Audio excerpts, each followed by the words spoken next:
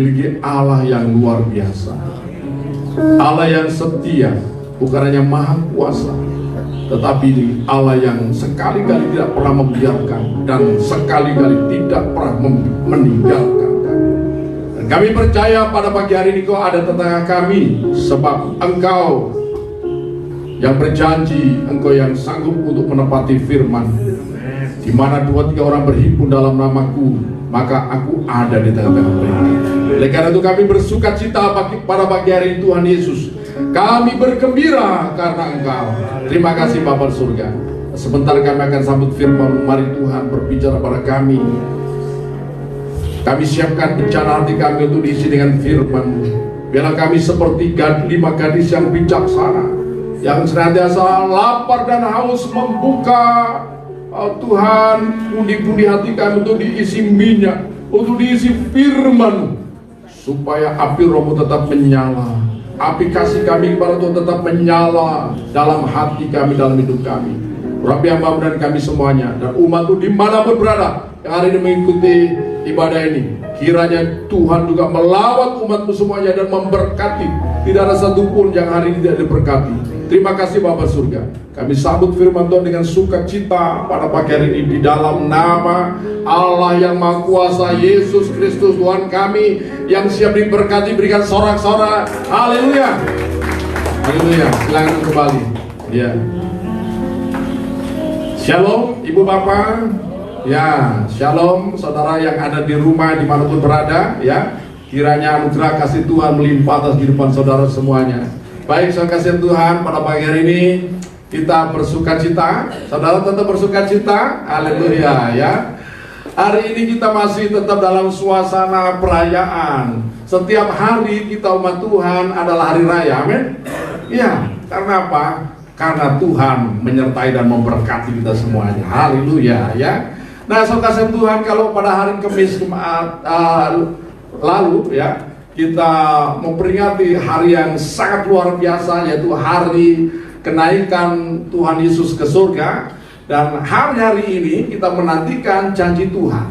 Ada beberapa gereja yang melaksanakan ibadah khusus, ibadah pencurahan Roh Kudus. Saya pikir ini ada baiknya, saudara kasih Tuhan. Makanya saya pikir, saya tadi lagi duduk. Nah, kita akan melaksanakan ibadah mulai Senin, ya, Senin, Selasa, Rabu, Kamis, Jumat, Sabtu. Nah, kecuali Jumat ya, Jumat itu latihan, ya, atau mungkin latihannya nanti diatur, ya. Jadi kita akan melaksanakan ibadah itu setiap malam jam 7, ya. Kita di gereja buka ibadah. Saudara yang mau datang silakan, ya. Bersama-sama kita akan menyembah Tuhan yang memuliakan nama Tuhan, menikmati hadirat Tuhan. Saudara siap? Haleluya, ya, haleluya. Kasih Tuhan, hari ini tema khotbah saya adalah menantikan janji Bapa. Ya, kasih Tuhan, tidak ada janji Tuhan yang tidak dapat digenapi. Sebab Tuhan itu setia dan sanggup menggenapi setiap janjinya. Amin. Ya, haleluya. Kita buka kembali Kisah Para Rasul pasal yang pertama, ayat 4 dan 5. Saya mengundang seluruh jemaat untuk bangkit berdiri. Saudara yang ada di rumah, mari juga ya. Untuk menghormati hadirat Tuhan, kita bangkit berdiri dan kita akan membaca ayat ini bersama-sama. Kisah Rasul pasal 1 ayat 4 sampai ayat yang kelima. Yang sudah ketemu katakan amin. Mari kita baca bersama-sama, 2, 3. Pada suatu hari ketika ia makan bersama-sama dengan mereka, ia melarang mereka meninggalkan Yerusalem dan menyuruh mereka tinggal di situ menantikan janji Bapa. Telah kamu dengar daripadaku, sebab Yohanes membaptis dengan air, tetapi tidak lama lagi kamu akan dibaptis dengan Roh Kudus. Haleluya. Silakan duduk. Tuhan, ya, inilah janji daripada Bapa. Nah, sebelum Kristus Yesus naik ke surga, 40 hari setelah kematiannya, 40 hari setelah kebangkitannya, saudara, ya. Nah, pada hari yang ke-40 sebelum dia naik ke surga, dia menyatakan hal ini, ya. Jadi atau mungkin sebelum 40 hari, ketika mereka duduk makan bersama, ini membuktikan bahwa Yesus yang bangkit itu benar-benar hidup, ya. Dia bisa makan bersama dengan murid-muridnya, ya. Dan ini kayaknya Alkitabiah, kalau kita berhimpun, kita makan bersama. Ini saudara, ini Alkitabiah, sebab Tuhan Yesus juga suka makan-makan rupanya. Saudara, itu ya. Tuhan Tuhan. Nah, kemudian Tuhan Yesus mengatakan bahwa ya, jangan meninggalkan Yerusalem sampai engkau dipenuhi dengan kuasa dari Yang Maha Tinggi. Ya, ayat yang kelima. Ya, lebih spesifik lagi, saya lebih jelas lagi, ya, saya baca ulang. Sebab Yohanes membaptis dengan air, tetapi tidak lama lagi kamu akan dibaptis dengan Roh Kudus. So, kasih dalam Tuhan, Roh Kudus atau disebut dalam bahasa aslinya Parakletos adalah Roh Tuhan itu sendiri. So, kasih Tuhan. Nah, dalam Yohanes pasal yang keempat ayat 24, kita bersyukur Allah kita itu roh, saudara, ya, bukan benda, bukan sesuatu, tetapi roh. Dalam Yohanes pasal 4 ayat 24, saya akan bacakan, Allah itu roh, dan barang siapa menyembah dia, harus menyembahnya dalam roh dan kebenaran. Allah kita itu roh, ya, hidup. So, kasihan Tuhan, ya. Nah, Roh Tuhan inilah yang akan memberikan kuasa yang maha tinggi. Sebagaimana Tuhan Yesus juga ucapkan, ya, yang direkam atau ditulis oleh Lukas dalam Injil Lukas pasal 24 ayat 49, demikian. Saya akan bacakan. Dan aku akan mengirim kepadamu apa yang dijanjikan Bapakku, tetapi kamu harus tinggal dalam kota ini sampai kamu diperlengkapi dengan kekuasaan dari tempat tinggi. Kasihan Tuhan, ya. Roh ini yang memberikan kekuasaan kepada gerejanya, khususnya pada waktu itu kepada rasul-rasul atau kepada murid-murid Tuhan Yesus. Sebab apa? Tugas yang mereka emban tidaklah ringan, saudara. Bukanlah perkara kecil. Untuk apa? Untuk menyelamatkan dunia. Kasihan Tuhan, ya. Karena itu mereka harus diperlengkapi dengan kuasa yang maha tinggi. Sekalipun, saudara, kalau orang sekolah dia sudah lulus, diajar oleh Tuhan sendiri selama 3,5 tahun, mereka hidup bersama dengan Tuhan, berjalan bersama, ya, kemudian makan bersama, mungkin ya tidur di satu tempat yang sama. Saudara, mereka melihat apa yang dilakukan oleh Tuhan, yang diucapkan oleh Tuhan, dikerjakan oleh Tuhan. Mereka luar biasa. Namun demikian mereka tidak boleh pergi dulu. Karena apa? Pengetahuan saja tidaklah cukup. Pengetahuan saja tidaklah cukup kalau tidak disertai dengan kuasa Allah yang maha tinggi. Kasihan Tuhan. Makanya dalam Kisah Rasul pasal 1, kembali pada Kisah Rasul pasal 1 ayat yang ke-8, ya. Nah, Tuhan Yesus lebih jelas lagi mengatakan demikian, tetapi kamu akan menerima kuasa kalau Roh Kudus turun ke atas kamu, dan kamu akan menjadi saksiku di Yerusalem dan di seluruh Yudea dan Samaria dan sampai ke ujung bumi. Kasihan Tuhan. Nah, barulah mereka akan bisa menjadi saksi Tuhan mulai dari Yerusalem. Pertama-tama Injil diberitakan dari Yerusalem, kemudian Yudea, saudara, itu wilayahnya yang lebih luas lagi. Kemudian Samaria itu wilayah Israel lebih luas lagi, ya toh, dan bahkan sampai ke ujung bumi. Saya tanya, ujung bumi itu di mana, saudara? Di mana ujung bumi, saudara? Ya, saya katakan di sini juga ujung bumi, saudara. Puji nama Tuhan. Setelah 2000 tahun Injil sampai ke sini, keselamatan sampai ke sini, saudara kasihan Tuhan. Nah, saudara kasihan Tuhan, ya. Nah, apa tujuan pencurahan, dicurahkannya Roh Kudus atas murid-murid ini, saudara? Tadi sudah saya sampaikan bahwa untuk memberikan kuasa dari Yang Maha Tinggi, ya, kepada murid-muridnya. Untuk apa? Untuk melakukan tugas yang pertama, melakukan atau melaksanakan amanat agung daripada Tuhan. Apakah ini hanya tugas daripada para murid pada waktu itu? Tidak. Tugas gereja sampai hari ini adalah tetap sama, yaitu melaksanakan amanat agung daripada Tuhan Yesus Kristus. Apa amanat agung daripada Tuhan Yesus ya? Kita sudah sangat mengenal itu dalam Matius pasal yang ke-28, Matius pasal 28 ayat 19 dan ayat 20 ya. Saya akan bacakan untuk Bapak Ibu dan Saudara dimanapun berada. Matius 28 ayat 19 dan 20 demikian. Karena itu pergilah, atau mungkin saya naik dulu ya, mulai ayat 18 ya, supaya lebih lengkap. 18, 19 dan 20. Yesus mendekati mereka dan berkata, kepadaku telah diberikan segala kuasa di surga dan di bumi. Ayat 19, karena itu pergilah, jadikanlah semua bangsa muridku, dan baptislah mereka dalam nama Bapa dan Anak dan Roh Kudus. Ayat 20 kita baca bersama-sama. Dan ajarlah mereka melakukan segala sesuatu yang telah kuperintahkan kepadamu, dan ketahuilah aku menyertai kamu senantiasa sampai kepada akhir zaman. Haleluya saudara. Amanat agung ini diucapkan oleh Tuhan kepada gerejanya di awal ya berdiri gerejanya kepada para murid-murid, dan itu tetap berlaku sampai kapanpun ya, sampai Tuhan Yesus datang yang kedua kali. Berarti apa saudara? Kita yang ada di tempat ini, saudara yang ada di rumah dimanapun berada, amanat agung tetap berlaku untuk siapa? Jangan saudara menunjuk hanya untuk Pak Pendeta, hanya untuk Pak Penginjil, hanya untuk Pak ini dan sebagainya. Saya mau disampaikan kepada saudara, amanat agung hari ini diberikan kepada setiap saudara yang mendengar khotbah saya hari ini. Amin. Iya. Mengapa kita harus menjalankan amanat agung saudara? Karena saudara, hanya di dalam nama Yesus ada jaminan keselamatan.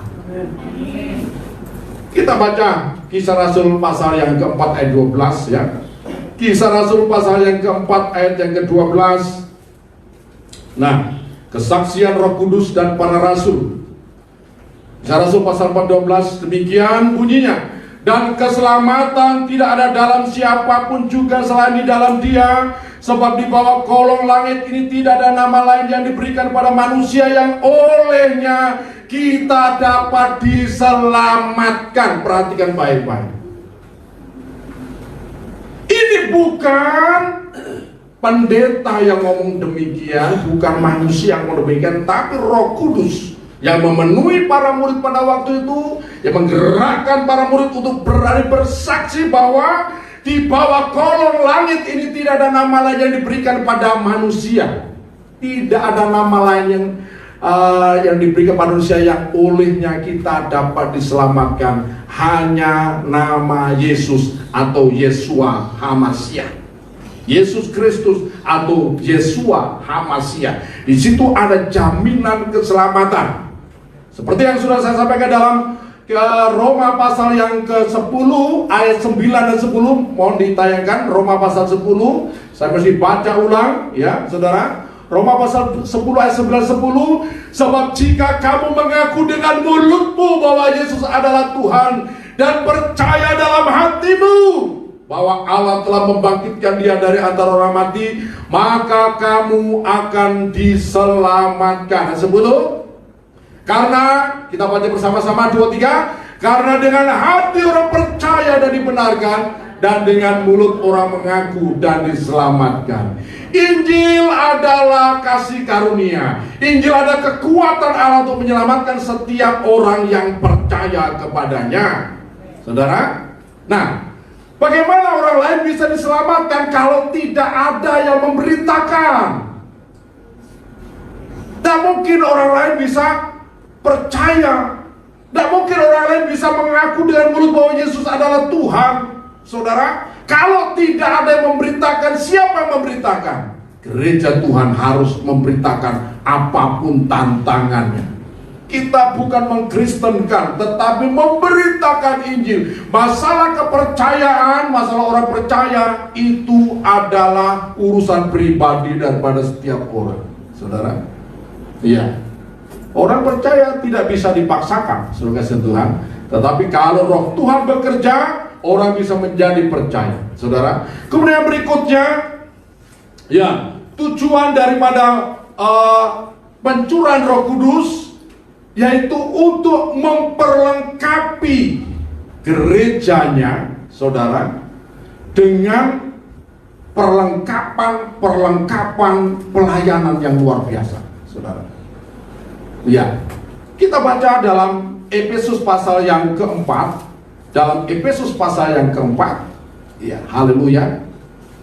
Ya, mohon maaf ada sedikit gangguan, mungkin di saudara mengikuti ibadah di rumah ada sedikit gangguan karena ya mungkin sinyalnya kurang bagus, saudara. Dalam Efesus pasal yang keempat, mulai ayat yang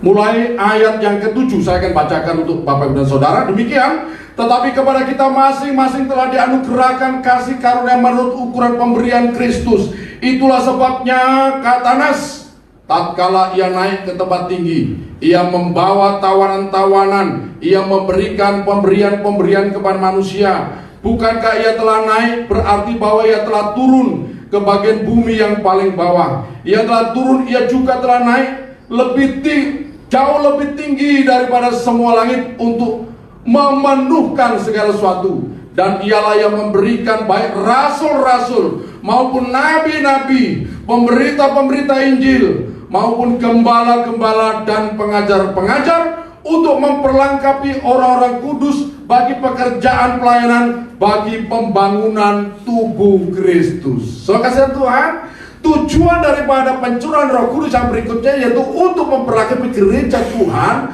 dengan orang-orang yang dipilih Tuhan, dipakai Tuhan untuk apa? Membangun gereja Tuhan. Saudara, ada 5 jawatan rohani yang diberikan.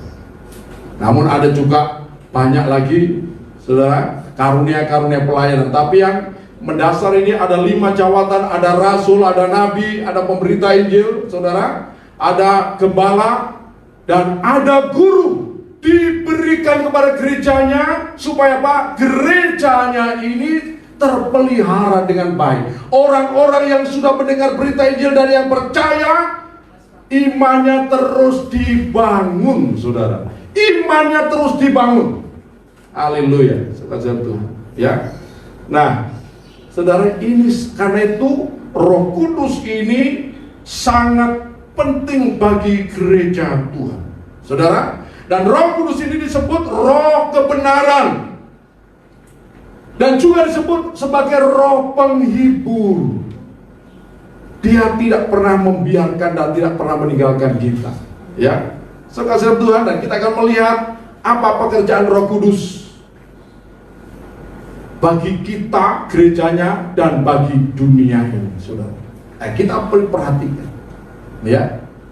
Nah, Roh Kudus itu adalah satu pribadi yang nyata. Kita harus menyadari kehadirannya. Dia menyertai kita dimanapun berada. Pada waktu saudara beribadah, Roh Kudus ada tentang kita. Pada waktu saudara berjalan, Roh Kudus ada bersama dengan saudara. Pada waktu saudara di kamar mandi, Roh Kudus ada di situ. Karena itu apa? Kita harus waspada. Pada waktu kita ngomong, apa kita omong, ada kita pikirkan, Roh Kudus tahu semuanya. Apalagi apa yang saudara lakukan, apa yang saudara perbuat, semuanya terekam dengan baik. Roh Kudus mengerti semuanya. Karena itu ada satu perintah Tuhan dalam Efesus pasal yang keempat, ayat yang ke-30, dan janganlah kamu mendukakan Roh Kudus Allah yang telah memeteraikan kamu menjelang hari penyelamatan. Ini pesannya, ya, karena Roh Kudus itu yang menyertai kita semuanya. Dia Roh penghibur, penolong bagi kita semuanya, saudara. Karena itu mari kita hidup bergaul erat dengan Roh Kudus, menyadari kehadiran Roh Kudus setiap saat, setiap hari dalam hidup kita. Amin, saudara.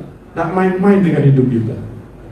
Jangan saudara begini, kalau pas kumpul bersama dengan saudara seiman, saudara, saudara semuanya kayak orang suci semuanya, saudara, kayak malaikat semuanya, dan kita nyanyi bersama malaikat di surga. Tapi selesai ibadah, ya, 1 jam saudara pergi, mulai buka rokok kudus, ya. Di gereja nyanyi Roh Kudus, kau hadir di sini. Begitu pulang, rokok kudus, di manakah engkau, saudara? Nah, saudara, saya ingin sampaikan bahwa tubuh kita ini adalah bait daripada Roh Kudus. Amin. Jangan dicemari dengan yang macam-macam. Haleluya.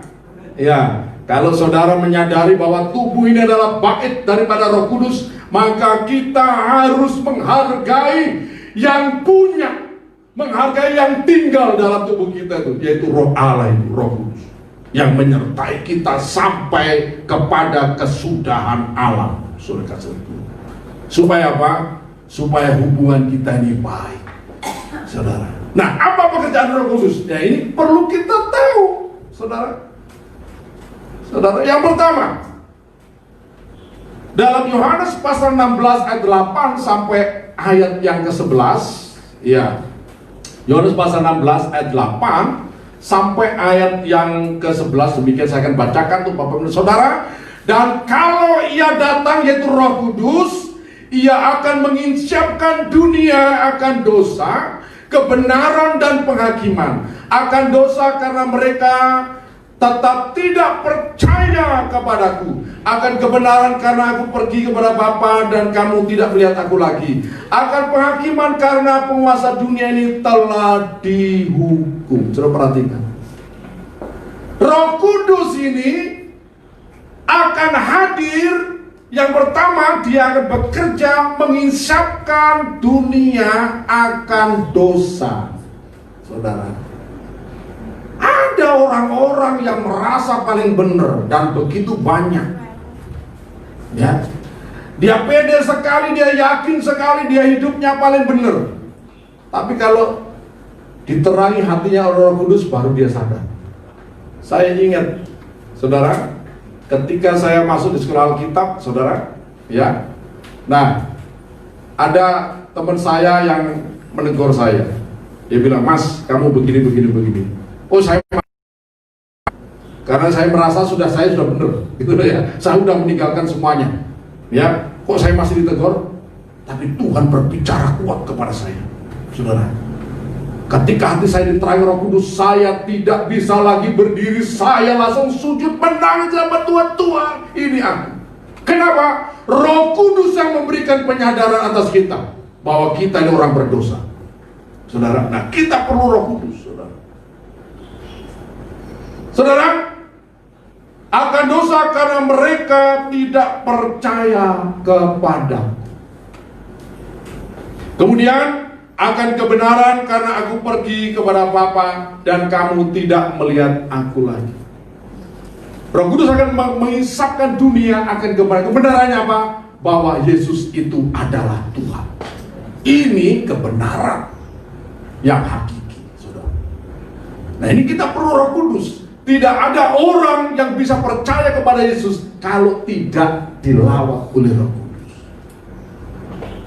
Nah, Roh Kudus bisa hadir dalam kehidupan setiap orang melalui kehidupan saya dan saudara. Amin? Iya, melalui kehidupan saya dan saudara. Makanya kehadiran kita biarlah menghadirkan hadirat Roh Kudus atas setiap orang. Supaya apa? Setiap orang beroleh kasih karunia, setiap orang boleh diselamatkan. Karena apa? Karena hubungan kita yang baik dengan Roh Kudus yang memberikan dampak yang luar biasa kepada lingkungan di mana kita berada. Saudara? Nah, akan penghakiman karena penguasa dunia ini telah dihukum, saudara. Nah, saudara, Roh Kudus akan menyadarkan dunia. Penguasa dunia ini siapa? Penguasa dunia jangan pikir Tuhan. Yang pertama, memang Tuhan Maha Kuasa, tetapi dunia ini setelah manusia jatuh dalam dosa, dikuasai oleh iblis. Iblis ini disebut penguasa dunia, saudara. Ya, dia menguasai bangsa-bangsa, menggerakkan bangsa-bangsa bahkan untuk melawan Allah, melawan yang diurapi, saudara. Dan oleh kematian dan kebangkitan Yesus, penguasa dunia ini sudah dikalahkan. Dan segala kuasa, sama seperti yang Yesus katakan, segala kuasa baik di surga di bumi telah diberikan kepada Yesus Kristus. Dan kuasa itu, dengar baik-baik, diberikan kepada saya dan saudara yang percaya dan menerima Roh Kudus. Kuasa. Sehingga saudara ya bisa mengusir setan, saudara bisa berkuasa atas kehidupan ini. Karena apa? Karena Roh Kudus yang berdiam di dalam diri saya dan diri saudara. Saudara kasih Tuhan. Kemudian pada ayat yang ke-13 Yohanes pasal 16 ya, saya akan bacakan demikian. Tetapi apabila ia datang, yaitu Roh kebenaran, ia akan memimpin kamu dalam seluruh kebenaran. Sebab ia tidak akan berkata-kata dari diri sendiri, tetapi segala sesuatu yang didengarnya itulah yang dikatakannya, dan ia akan memberitakan kepadamu hal-hal yang akan datang. Saudara perhatikan. Yang kedua, Roh Kudus itu akan memimpin kita dalam seluruh kebenaran. Di dunia ini banyak orang mengklaim saya paling benar.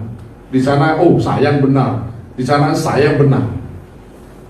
Saudara, ya, kita perlu menerima kebenaran yang hakiki, dan itu hanya ada di dalam Kristus Yesus Tuhan.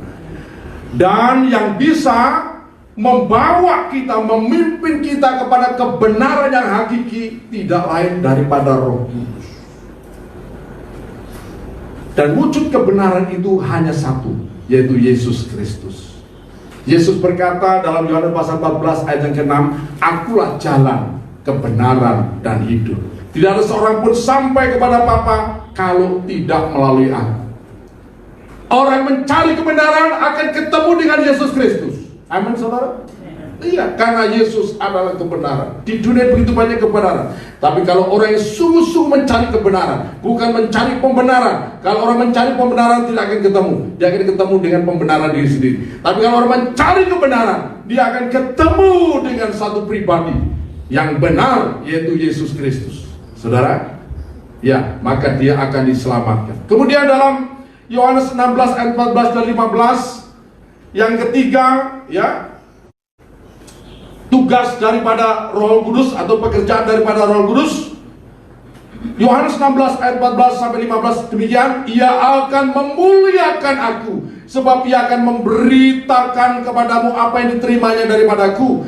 Segala sesuatu yang Bapa punya adalah aku punya. Sebab itu aku berkata, ia akan memberitakan kepadamu apa yang diterimanya daripadaku. Saudara, Roh Kudus hadir, saudara, untuk apa? Untuk memuliakan Yesus Kristus.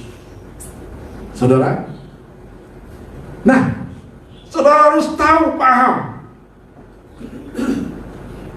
dan dapat membedakan mana roh yang daripada Allah dan mana yang roh yang bukan daripada Allah.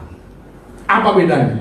Setiap roh yang mengaku bahwa Yesus adalah Tuhan, setiap roh yang memuliakan nama Yesus, itu berasal daripada Tuhan. Amin, saudara. Tapi setiap roh yang menghujat nama Yesus bukan berasal dari Tuhan. Saudara, kita lihat dalam 1 Yohanes 4 ayat 1 sampai 6, ya. 1 Yohanes 4 ayat 1 sampai 6. Demikian bunyi firman Tuhan. 1 Yohanes pasal 4 ayat 1 sampai 6, saya akan bacakan untuk Bapak dan Saudara, ya. Roh Allah dan roh antikris. Antikris ini anti pengurapan atau anti kebenaran, saudara, ya, atau dalam bahasa umumnya disebut setan atau iblis, saudara, ya. Nah, saudara-saudaraku yang kekasih, janganlah percaya akan setiap roh. Hati-hati, apalagi yang terlalu ngeroh, Hati-hati saudara ya.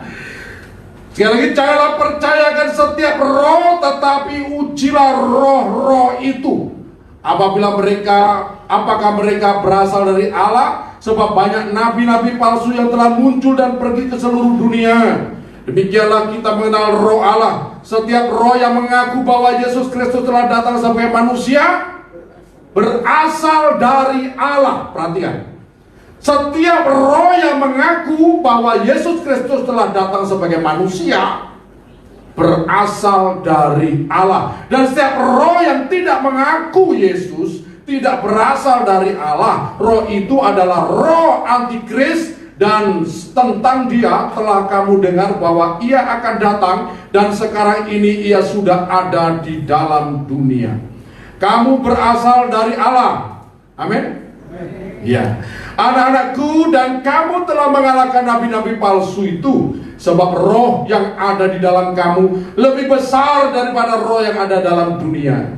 Mereka berasal dari dunia, sebab itu mereka berbicara tentang hal-hal duniawi, dan dunia mendengarkan mereka. Ayat 6 kita baca bersama-sama. 2, 3. Kami berasal dari Allah. Barang siapa mengenal Allah, ia mendengarkan kami. Barang siapa tidak berasal dari Allah, ia tidak mendengarkan kami.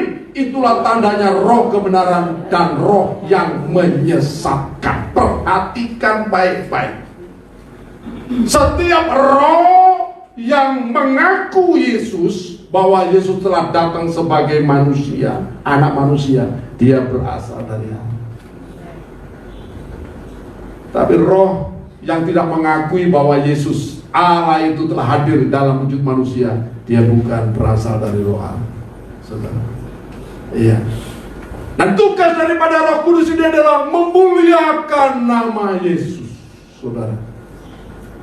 Haleluya. Tidak ada orang yang dipenuhi Roh Kudus yang berkata mengutuk Yesus, nada, atau menghujat Yesus. Setiap orang yang dipenuhi dengan Roh Kudus akan memuliakan Tuhan di dalam nama Yesus Kristus. Saudara, karena Roh Kudus ini diutus oleh Bapa di dalam nama Yesus Kristus. Nah, kemudian yang keempat, ya, pekerjaan daripada Roh Kudus dalam Yohanes pasal 14 ayat 26. Saudara, Yohanes 14 ayat 26. Kita kembali kepada Injil Yohanes pasal yang ke-14 ayat yang ke-26. Demikian. Ya.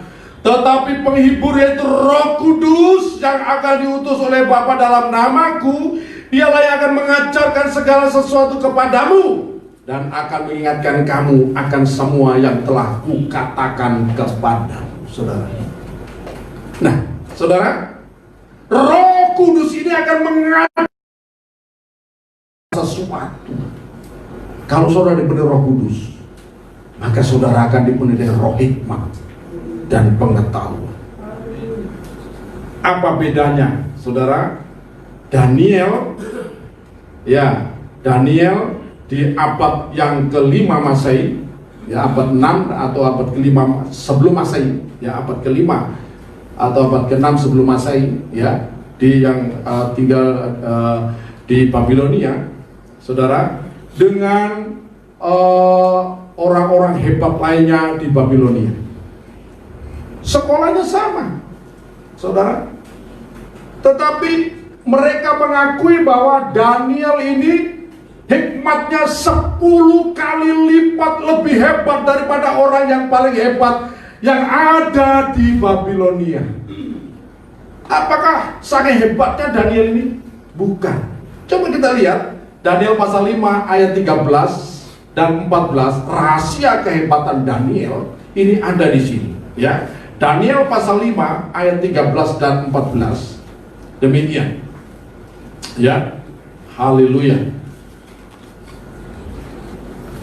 Lalu dibawalah Daniel menghadap raja. Bertanyalah raja kepada Daniel, engkaukah Daniel itu salah seorang buangan yang telah diangkut oleh raja ayahku dari tanah Yehuda? Telah ku dengar tentang engkau bahwa engkau penuh dengan roh para dewa, dan bahwa padamu terdapat kecerahan akal budi dan hikmat yang luar biasa. Perhatikan, Perhatikan baik-baik.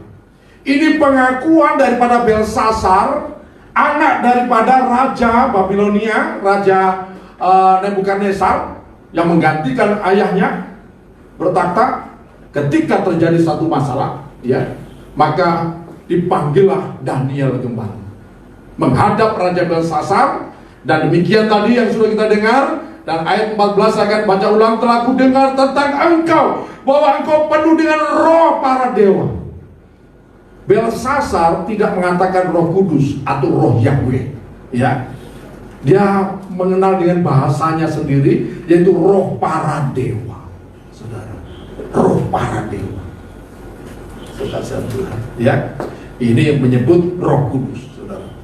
Karena Belsasar tidak mengenal Roh Kudus, tidak mengenal Allahnya Israel, ya.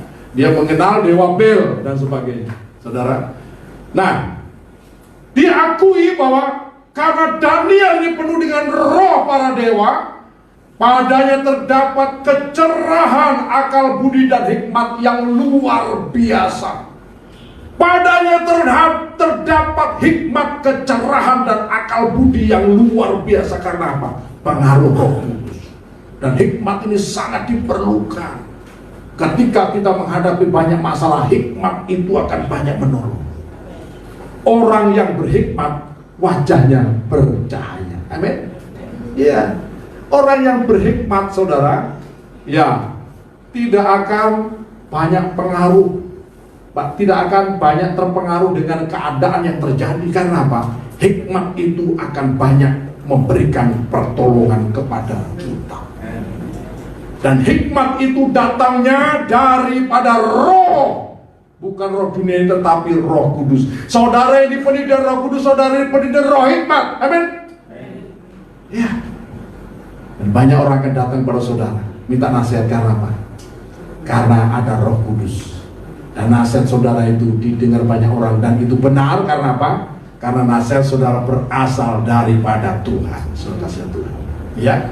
Nah, saudara Tuhan, ketika murid-murid dipenuhi dengan Roh Kudus, nah, nanti kita akan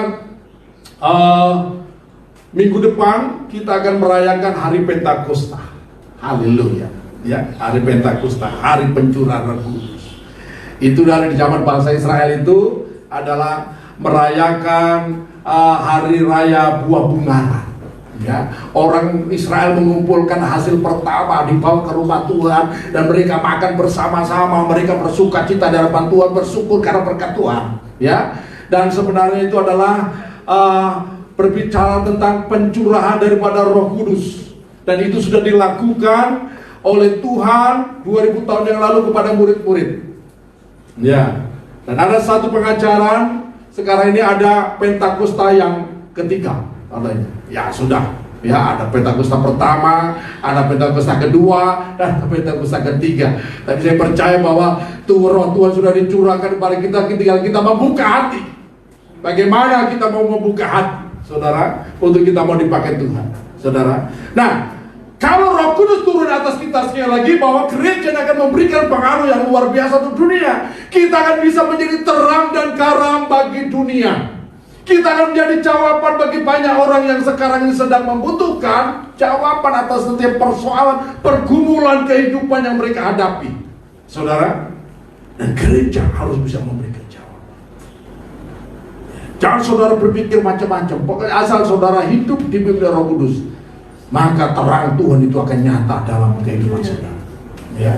Nah, saudara, nah, di masa penantian ini apa yang harus kita lakukan, saudara?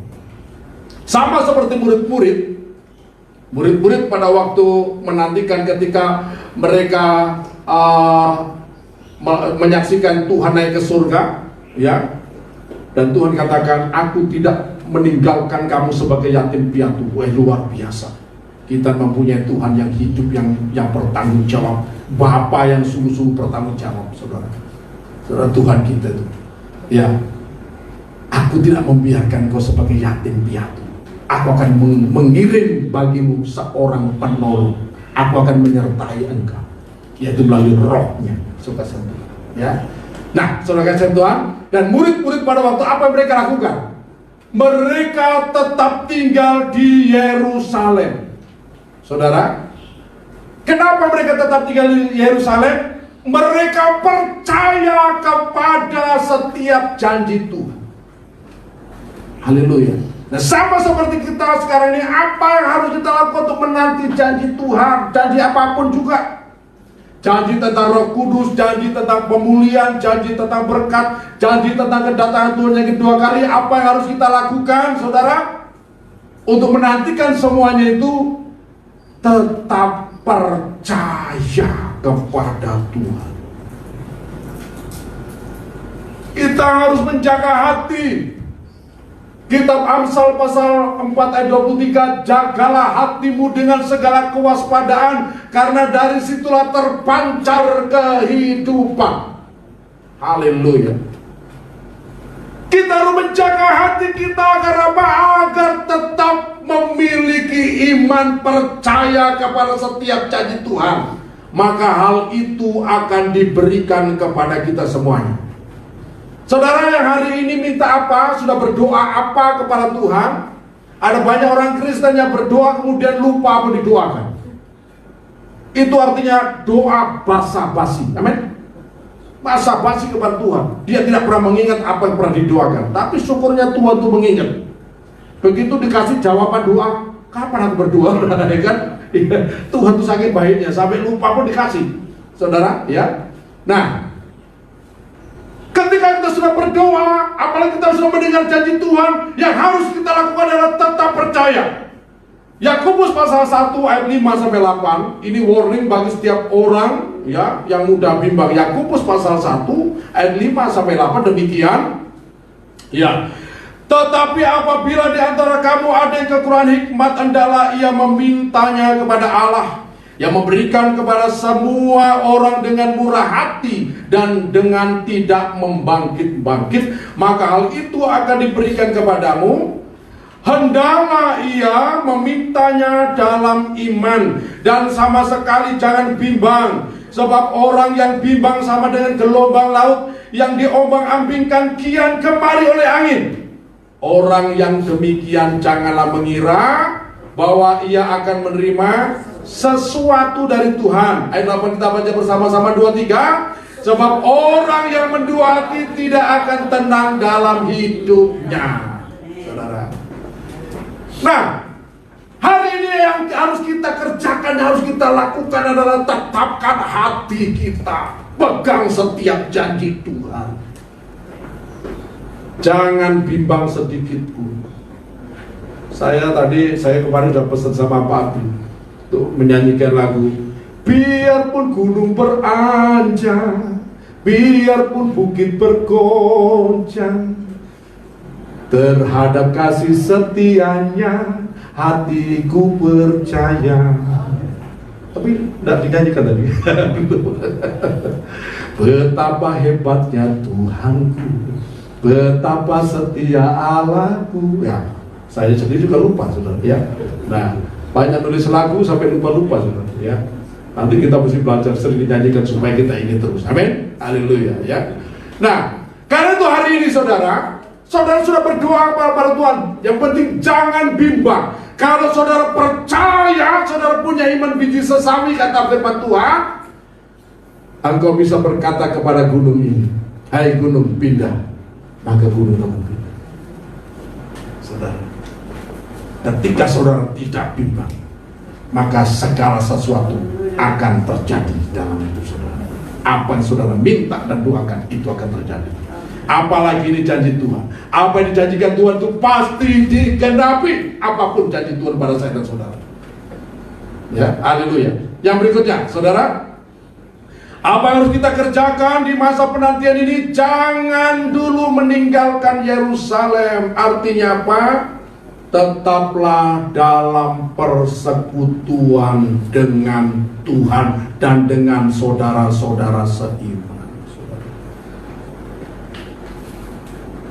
Saya ini lagi berdoa, saya lagi bergumul, saudara. Pengaruh pandemi COVID ini terhadap gereja Tuhan. Ya, ini akan menimbulkan banyak hal. Saudara, yang pertama, orang akan berpikir, Ibadah tidak perlu di gereja. Ibadah cukup di rumah. Ibadah cukup nonton di YouTube. Saya pikir hati-hati. Itu bukan ibadah. Saudara, ibadah itu 1 Korintus pasal 1, kita ini berhimpun, bersekutu, mencari Tuhan. Ya. Ibrani pasal 12 ayat yang ke-10, ya. Ibrani pasal yang ke-12 ayat 10. Ya. Maaf, Ibrani 10 ayat 12, ya. Ibrani pasal yang ke-10 ayat yang ke-12, ya.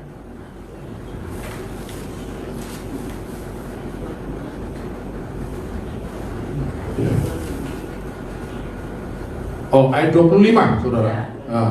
Salah juga saya, saudara.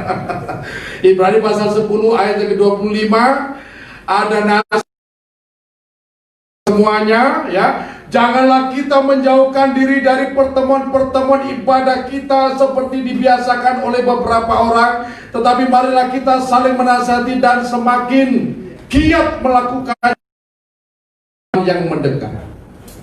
Saya pikir ini dengan adanya pandemi COVID-19 ini, dan gereja Tuhan, bahkan bukannya gereja, di mana saja di rumah-rumah ibadah, ya, tidak boleh kita, pemerintah tidak melarang kita ibadah, cuma karena memang untuk mengatasi menyebarnya pandemi COVID ini, ya, akhirnya diberlakukan memang terbatas, saudara sentuh.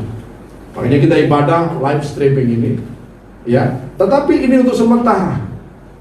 Ada baiknya apa? Untuk menguji hati kita masing-masing. Adakah kita ini memiliki kerinduan yang benar kepada Tuhan?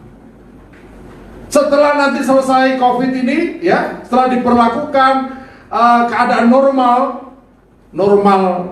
yang baru nanti, saudara, normal yang baru, saudara. Apakah kita masih punya kerinduan untuk mencari Tuhan? Apakah kita masih perlu melakukan ibadah bersama atau tidak, saudara? Kasih Tuhan, saya khawatir jemaat sudah terbiasa sudah, tidak usah datang beribadah. Yang penting di rumah saja ibadah, ya, sambil mancal kemul. Saudara mengerti mancal kemul? Ya, ya, ibadah Tuhan juga DST, tahu sama tahu.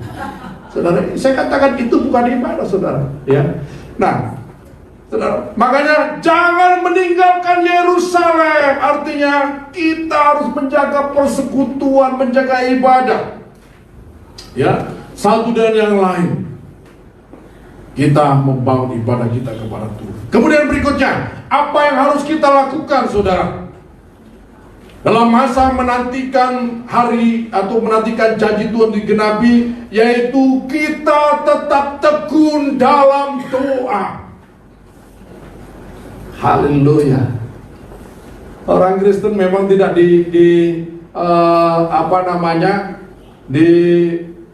diberikan berapa kali satu hari berdoa. Ya, kalau Daniel zaman Israel, ya, itu 3 kali Daniel ini sujud menyembah ke arah kiblat Yerusalem, menyembah kepada Yahweh, pada Allah yang maha tinggi, saudara. Apapun resikonya, Daniel tetap menyembah. Pemerintah pada waktu itu melarang ada penyembahan ke yang lain kecuali menyembah dewa, ya, patung Nebukadnezar yang didirikan. Ya, tetapi Daniel, ya, tidak melakukan itu. Tetap dia menyembah. Ya. Oh, bukan Nebukadnezar yang cuma Daniel, ya, patung didirikan oleh Darius. Kasih Tuhan, ya, ya. Jadi, nah, adakah kita sekalipun tidak ada perintah untuk berapa kali kita menyembah, berapa kali kita berdoa, kita tetap rajin melakukan doa, saudara? Saudara, harusnya kita ini yang diinginkan oleh Tuhan hubungan yang intim, setiap saat, setiap waktu. Tapi jangan pakai alasan, aku di jalan juga bisa berdoa dan sebagainya. Namun kita harus punya waktu secara khusus untuk berdoa menyembah Tuhan. Kapan waktu yang baik? Pagi-pagi. Raja Daud berkata, pagi-pagi sebelum, ya, peronda-peronda bangun, aku sudah dahulu berseru kepada nama Tuhan, mencari Tuhan, pagi-pagi, subuh-subuh mencari Tuhan, saudara. Ya, haleluya. Ya, kita harus tetap tekun dalam doa. Dalam Roma pasal yang ke-12 ayat yang ke-12, nah, Rasul Paulus mengingatkan kita, Roma pasal 12 ayat yang ke-12 demikian. Haleluya. Kita baca bersama-sama. 2, 3. Bersukacitalah dalam pengharapan, sabarlah dalam kesesakan, dan bertekunlah dalam doa. Dalam saat-saat seperti ini harus kita praktekkan bersukacita dalam pengharapan. Pengharapan apa? Akan janji Tuhan. Janji Tuhan itu dalam Kristus Yesus itu ya dan amin. Tidak ada janji Tuhan itu ya dan tidak, itu pelin-pelan. Tapi janji Tuhan itu ya dan amin bagi setiap orang yang ada di dalam Kristus Yesus. Karena itu jangan bimbang, ya. Bersukacitalah. Raja Daud mengajarkan kepada kita dalam Mazmur pasal 37. Kita tahu ditayangkan Mazmur 37 ayat 4 dan ayat yang kelima. Mazmur pasal 37 ayat 4 dan kelima, ya. Dan bergembiralah karena Tuhan, maka Ia akan memberikan kepadamu apa yang diinginkan hatimu. Ya, haleluya. Ayat 5. Ya, sudah cukup ayat 4 saja. Dan bergembiralah karena Tuhan, maka Ia akan memberikan kepadamu apa yang diinginkan hatimu. Dalam keadaan apapun hari ini saudara perlu mengambil satu sikap, mengambil satu tindakan, yaitu bergembira. Karena apa? Karena Tuhan. Bersukacita dalam pengharapan. Haleluya. Pengharapan. Saya ingat, ya, Paul Yonggicho dalam kesaksiannya ketika beliau masih merintis pelayanan, saudara, ketika jemaat yang digembalkan masih beberapa orang, dia berkhotbah. Saudara-saudara yang saya kasih dalam Tuhan, karena dia sudah sebelumnya berdoa begini, Tuhan, saya perlu meja untuk belajar, saya perlu sepeda pancal untuk saya bisa pergi mengunjungi jemaat Tuhan. Ya, kemudian dia sudah berdoa, dia yakini bahwa apa yang dia minta itu dia yakin dapat. Maka dia bersaksi dalam khotbahnya, saudara-saudara, saya sudah menerima meja, ya, untuk saya belajar, dan saya juga menerima sepeda pancal untuk saya bisa kunjungan kepada jemaat. Kemudian setelah ibadah, jemaat pada datang, Pak Pendeta, saya kepingin lihat mana mejanya, dan saya ingin melihat mana sepedanya. Ya, Paul Yonggicho ini bingung juga menjelaskan kepada jemaat. Ya, karena dia berkata dengan iman, apa yang saya minta itu saya sudah terima. Maka apa? Dia katakan, gini jemaat Tuhan, ini sedang saya kandung. Sedang saya kandung. Maka jemaat pada ketawa semuanya, Pak Pendeta sudah agak begini, saudara. Karena apa? Dia sudah mengandung meja dan mengandung sepeda. Kapan lahirnya? Saudara kasih Tuhan, benar. Tuhan tidak pernah mempermalukan orang yang mempercayai Dia. Firman Tuhan katakan dalam Roma pasal 12 itu, orang yang percaya kepada Tuhan tidak akan dipermalukan. 1 bulan kemudian ada seorang misionaris dari Amerika. Dia datang, dia tidak mengenal Paul Yonggicho. Ditanya apa kebutuhannya, akhirnya semuanya dipenuhi. Meja tulis sama sepeda panjang diberikan. Baru setelah jemaat datang, luar biasa. Itulah iman.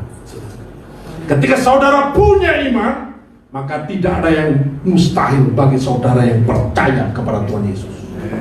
Haleluya. Saudara, ini rahasia. Dan kita tahu siapa yang sekarang tidak mengenal Paul Yonggicho. Dipakai Tuhan, kenapa? Dari perkara-perkara yang kecil ini setia. Firman Tuhan katakan, siapa yang setia dalam perkara kecil, dia akan dipercayakan untuk perkara-perkara yang lebih besar, saudara.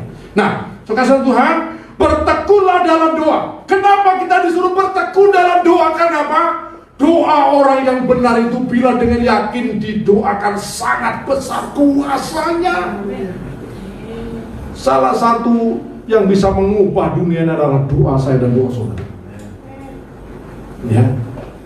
Saya ingin kesaksian Pak Lim Handoyo.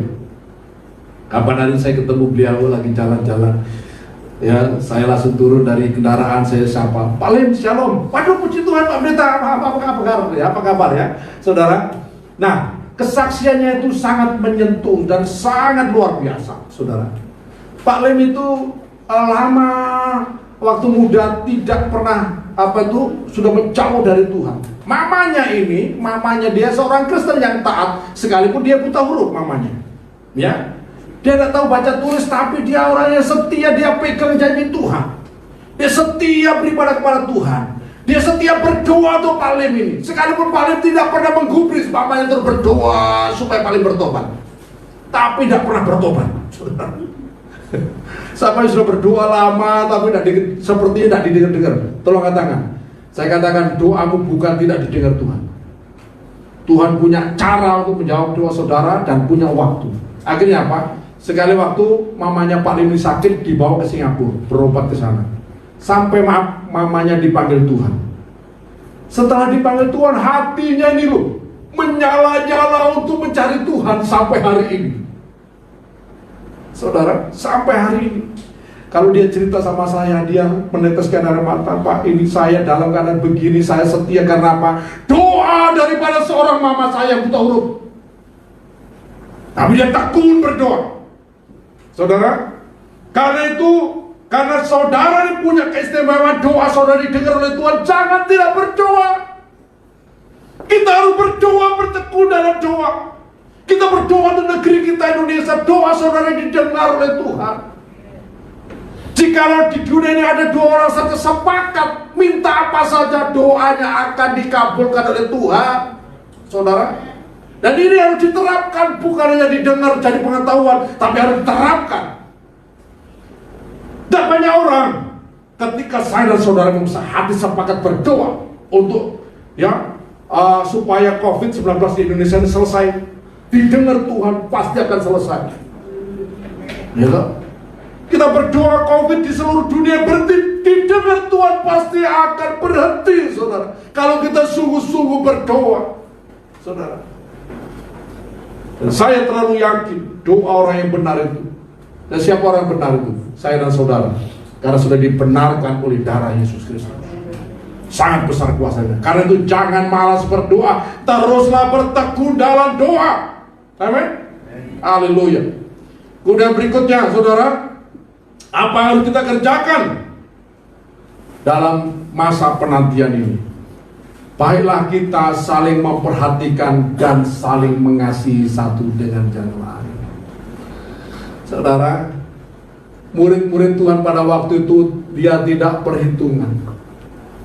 Mereka saling memperhatikan satu yang lain. Apa yang mereka punya mereka bawa. Mereka saling berbagi. Supaya apa? Mereka bisa saling menopang satu dengan yang lain. Saudara, gereja Tuhan bisa hidup karena apa? Karena ada kepedulian satu dengan yang lain. Saya bersyukur dalam situasi seperti ini, jemaat Tuhan kasihnya hidup. Amin. Ada yang memperhatikan satu yang lain. Ada yang satu tak bantu bisnis jemaat. Puji Tuhan, saya berterima kasih. Ya, ada yang bagi sembako. Puji Tuhan, saya berterima kasih.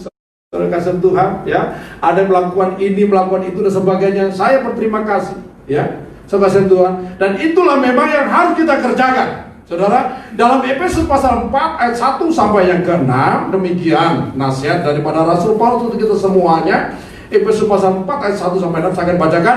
Sebab itu aku menasihatkan kamu, aku orang yang dipenjarakan karena Tuhan, supaya hidupmu sebagai orang-orang yang telah dipanggil berpadanan dengan panggilanmu itu. Hendaklah kamu selalu rendah hati, lemah lembut dan sabar. Tunjukkanlah kasihmu dalam hal saling membantu, dan berusaha memelihara kesatuan roh dan ikatan damai sejahtera. Satu tubuh dan satu roh. Sebagaimana kamu telah dipanggil kepada satu pengharapan yang terkandung dalam panggilanmu. Satu Tuhan, satu iman, satu baptisan, satu Allah dan Bapa dari semua, Allah yang di atas semua, dan oleh semua, dan di dalam semua. So, perhatikan baik-baik. Mari kita dalam masa menanti, baik menanti pencurahan Roh Kudus, menanti kedatangan Tuhan yang kedua kali, kita tingkatkan apa? Iya. Kesatuan kita sebagai anggota tubuh Kristus. Kasih kita satu dengan yang lain. Bukannya terhadap saudara seiman, tapi kepada semua orang. Amin. Tidak peduli agamanya apa. Ya. Jangan dikotak-kotakan. Sebab firman Tuhan mengajar kita bukan kasihlah sesamamu manusia yang satu agama. Tidak. Tuhan mengajarkan pada kita, memberitakan kepada kita untuk mengasihi, kasihlah sesama manusia seperti mengasihi dirimu sendiri. Tak peduli agamanya apa, rasnya apa, kaya atau miskin, kedudukan apa, firman Tuhan kata, kasihlah sesamamu manusia seperti engkau mengasihi dirimu sendiri. Apalagi kita sekarang ini yang dipanggil dalam satu tubuh. Mari kita saling memperhatikan, saling mengasihi, saling mendukung, saling menolong satu yang lain, supaya kita kuat. Ya. Kesatuan itu menarik, amin. Persekutuan yang rukun itu menarik. Dan orang yang hidup rukun diberkati Tuhan. Keluarga yang rukun diberkati Tuhan, gereja yang rukun diberkati Tuhan, masyarakat yang rukun diberkati Tuhan, amin. Masyarakat kota yang rukun diberkati Tuhan, negeri yang rukun diberkati Tuhan, dan itu menjadi berkat bagi banyak orang. Haleluya. Ini harus kita kerjakan, saudara Tuhan. Nah, saudara, dan saya minta kita, ya, sekali lagi melakukan hal ini sambil menantikan semua janji Tuhan itu akan digenapi dalam kehidupan kita, terutama pencurahan Roh Kudus, untuk kita bisa mengerjakan apa yang menjadi tugas utama kita sebagai gereja Tuhan. Yang pertama apa tugas kita? Yaitu melaksanakan amanat agung, memberitakan Injil kepada semua bangsa di dunia ini. Itu harus kita kerjakan. Haleluya. Karena Injil ada kekuatan Allah yang akan setiap orang yang percaya kepadanya. Dan yang berikutnya yang harus kita kerjakan apa? Tugas kita membangun gereja Tuhan satu dan yang lain, membangun persekutuan. Mari kita saling mengingatkan, saling mendorong, ya, saling menasihati satu dan yang lain. Untuk apa? Untuk kita ini terus bertumbuh dewasa sebagai anggota tubuh Kristus. Bahkan sekarang ini saya katakan, untuk kita dipersiapkan sebagai mempelai perempuan Kristus. So, saya percaya bahwa kedatangan Tuhan yang kedua kali sudah tidak lama lagi. Ya, berbagailah saudara mendengar firman Tuhan, menyimpan dalam hati, melakukannya. Tuhan memberkati saudara. Mari kita berdiri, kita naikkan satu pujian. Ya, benarkah kau mengasihi? Benarkah engkau menyayangi? Haleluya.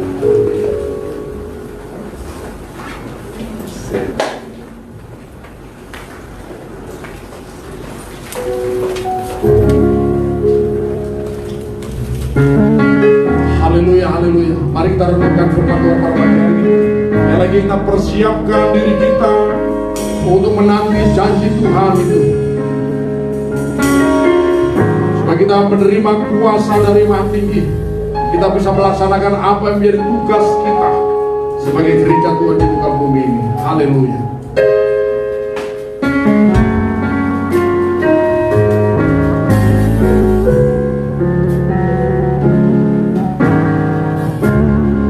Benarkah kau mengasihi? Benarkah kau